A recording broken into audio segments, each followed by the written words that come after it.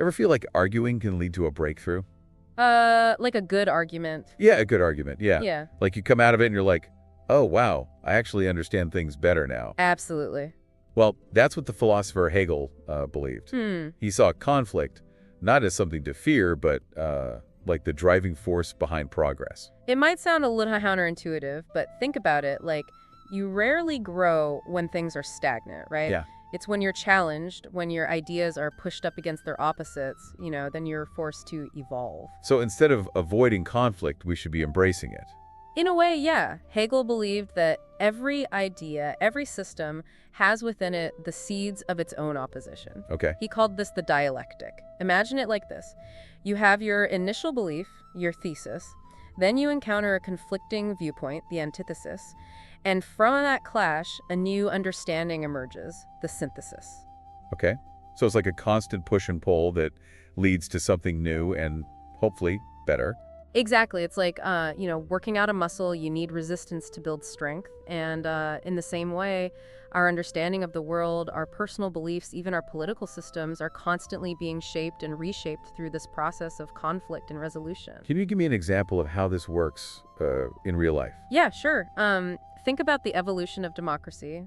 You start with a system where only a select few have a say, the thesis. Then people start demanding more rights and freedoms, the antithesis.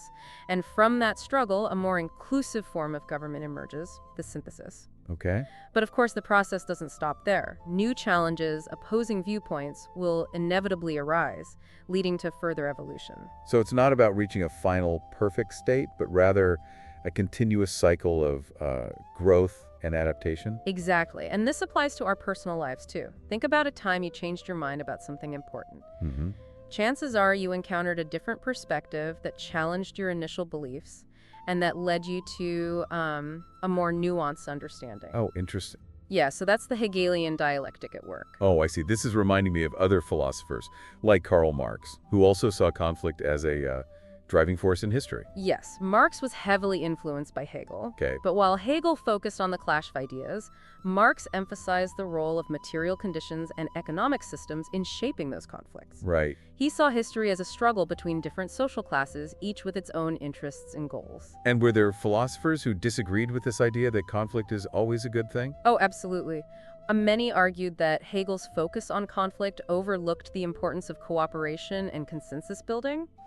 They pointed to examples where societies have progressed through peaceful means without the need for violent revolution or upheaval. So it's a complex issue with no easy answers. Definitely. Hegel's ideas are incredibly thought-provoking, but they're not without their limitations. Right. And even today, philosophers and social scientists continue to debate the role of conflict in driving social and personal progress. This is making me think about all the conflicts I see around me, from political debates to personal disagreements.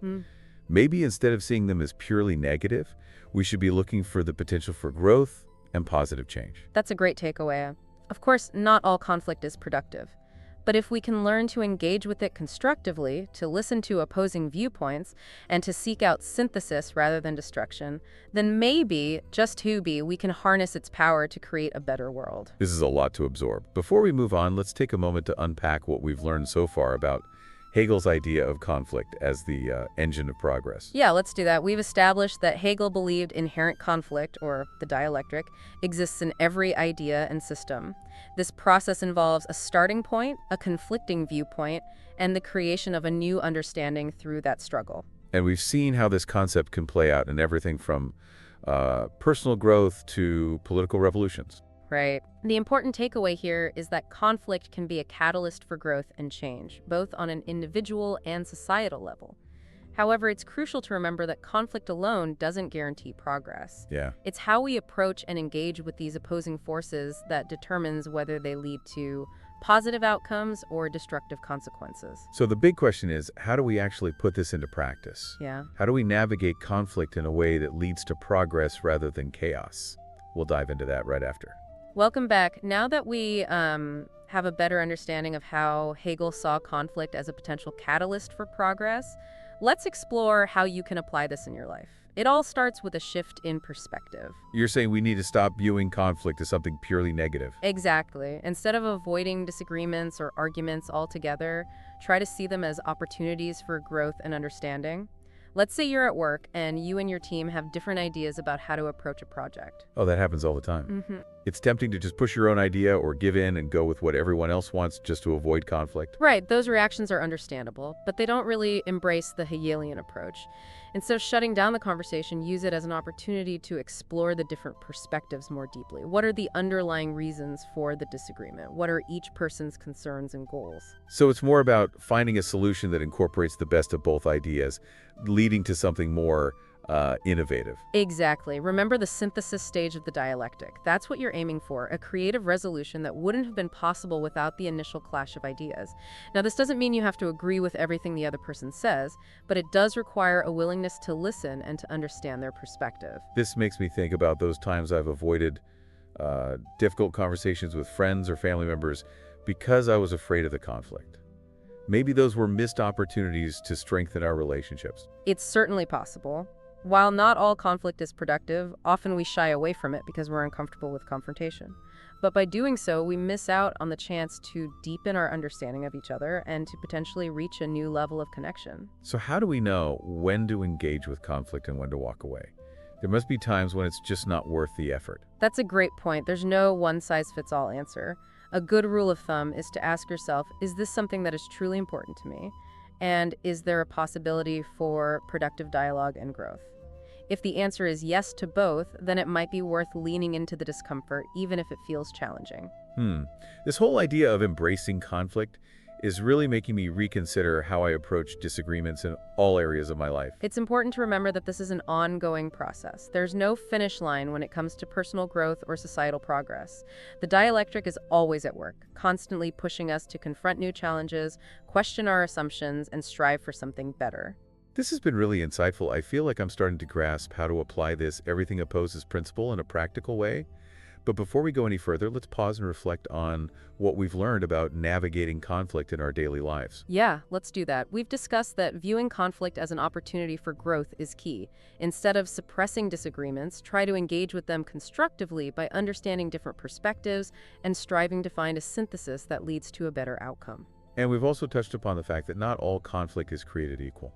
It's important to discern which conflicts are worth engaging with and which ones are best left alone. Right. The goal is not to seek out conflict for the sake of it, but rather to recognize its potential as a driving force for positive change and to learn how to harness that power effectively.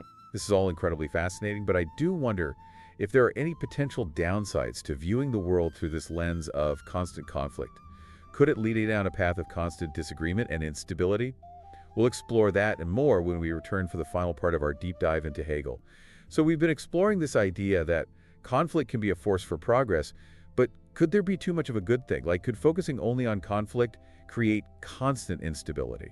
That's a really important question, and it gets to the heart of some of the criticisms that have been leveled at Hegel. Okay. While he saw conflict as essential for progress, he didn't advocate for conflict just for its own sake. It's not about creating chaos or division. Right. So how do we know the difference between productive conflict and the kind that just leads to more problems? Well, it comes back to this idea of engaging with conflict constructively. If people approach disagreements with a genuine desire to understand each other's perspectives and find common ground, then conflict can be a really powerful tool for growth. But, if it's driven by ego or power struggles or a refusal to listen, then yeah, it's likely to be destructive. That makes sense. And I imagine there are times when conflict just isn't the answer, even if you approach it with the best intentions. Oh, absolutely. Sometimes the wisest course of action is to step back from a conflict, especially, if it involves someone who's unwilling to engage in good faith, or if the potential for harm outweighs the potential for progress. So it's about finding that balance, recognizing the power of conflict, but also being aware of its limitations. Exactly. Hegel's philosophy provides a framework for understanding the role of conflict in shaping the world, but it's up to us to apply it thoughtfully and ethically in our own lives. Hegel's ideas have been really complex, but it's given me a new perspective on how to approach disagreements and challenges. I'm starting to see how conflict, when handled well, can lead to breakthroughs and a deeper understanding. Yeah, that's the beauty of philosophy. It challenges us to think differently and to question our assumptions. And even if we don't always agree with Hegel's conclusions, his ideas offer a really valuable framework for making sense of the world around us. Well, this has been a really insightful deep dive. I feel like I have a whole new set of tools for navigating the inevitable conflicts that arise in life. Remember, the key is to approach conflict with a curious mind, a willingness to listen, and a desire to find solutions that benefit everyone involved. Well said. And on that note, we'll leave you to ponder the power of conflict and how you can harness it in your own life. Thanks for joining us on this journey into the world of Hegel.